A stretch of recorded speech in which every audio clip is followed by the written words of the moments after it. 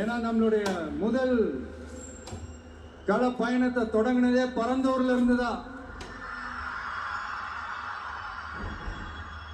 பரந்தூருக்கு போய் அந்த மண்ணில நின்று அந்த மக்களுக்காக கேள்வி கேட்டதும் இதே அண்ணா அவர்கள் பிறந்த காஞ்சிபுரம் மாவட்டம் தான்.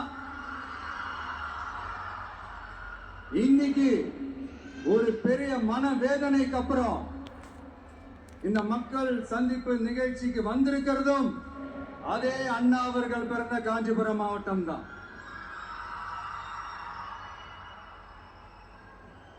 அதனால நமக்கு எல்லாமும் கொடுத்த நம்ம மக்களுக்காக எல்லா நல்லதையும் செய்யணும், அதுவும் சட்டப்பூர்வமாக செய்யணும், அங்கீகாரத்தோட செய்யணும், அதிகாரப்பூர்வமாக செய்யணும், ஒட்டுமொத்த தமிழ்நாட்டு மக்களுக்கும் செய்யணும், ஒரே மாதிரி செய்யணும், ஒரே எண்ணத்தோட செய்யணும்.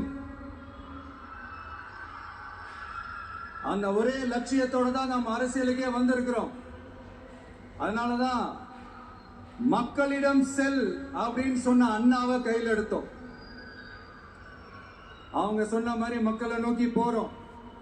ஆனா மக்களிடம் செல்னு சொன்ன அண்ணாவை மறந்தது யாரு?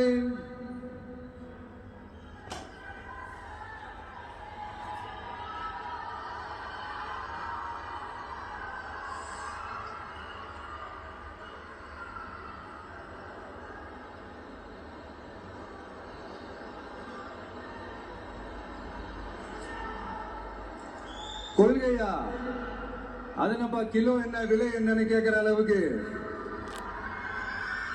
அப்படி ஒரு கட்சியை ஒண்ணு நடத்திக்கிட்டு அந்த கட்சியினுடைய தலைவர் தமிழ்நாட்டு முதல்வர் சொல்றாரு, நமக்கு கொள்கை இல்லையா? எப்படி? நமக்கு கொள்கை இல்லையா?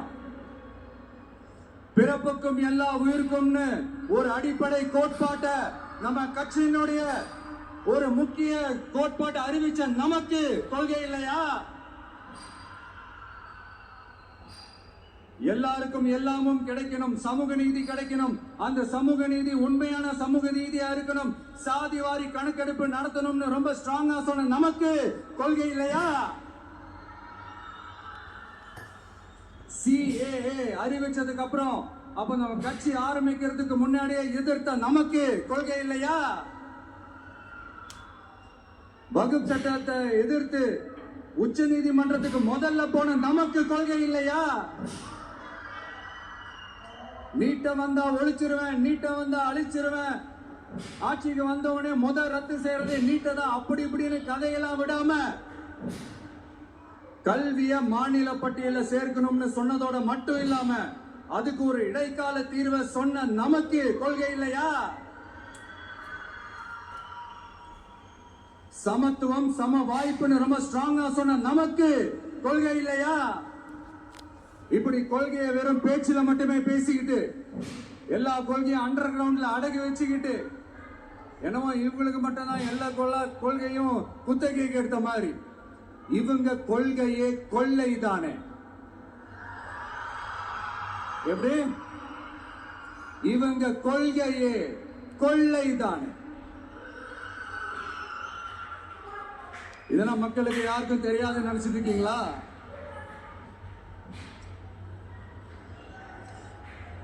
எங்க கட்சி ஒன்றும் சங்கரமணம் இல்லைன்னு சொன்னது யாரு? யார் சொன்னாங்க? ஏன் சொன்னாங்க? எதுக்கு சொன்னாங்க? இப்போ உங்க கட்சியில என்ன நடந்துகிட்டு இருக்குது அதையும் கொஞ்சம் யோசிச்சு பாருங்க, இதையும் கொஞ்சம் யோசிச்சு பாருங்க. அதனால பாப்பா, பவள விழா பாப்பா, நீ பாசாங்க காட்டாத பாப்பா, நீ நல்லவர்கள் போல் நடிப்பதை பார்த்து நாடே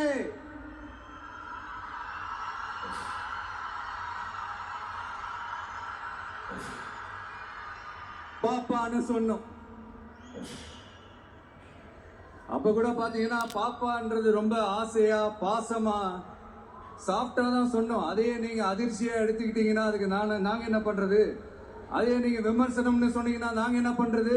இன்னும் நாங்க விமர்சனம் செய்ய ஸ்டார்ட் பண்ணவே இல்லையே, இன்னும் நாங்க அடிக்க ஸ்டார்ட் பண்ணவே இல்லையே, அதுக்குள்ள அலர்னா எப்படி?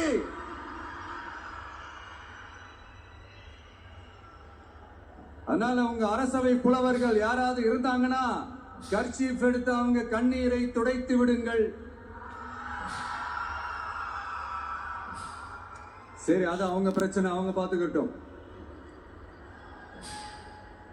நமக்கு எப்பவுமே மக்கள் தாங்க, மக்களுடைய பிரச்சனை பத்தி பேசுறது தான்.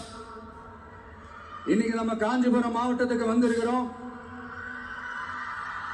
இங்க மக்கள் ஃபேஸ் பண்ற அந்த பிரச்சனையை பத்தி நம்ம பேசி ஆகணும்.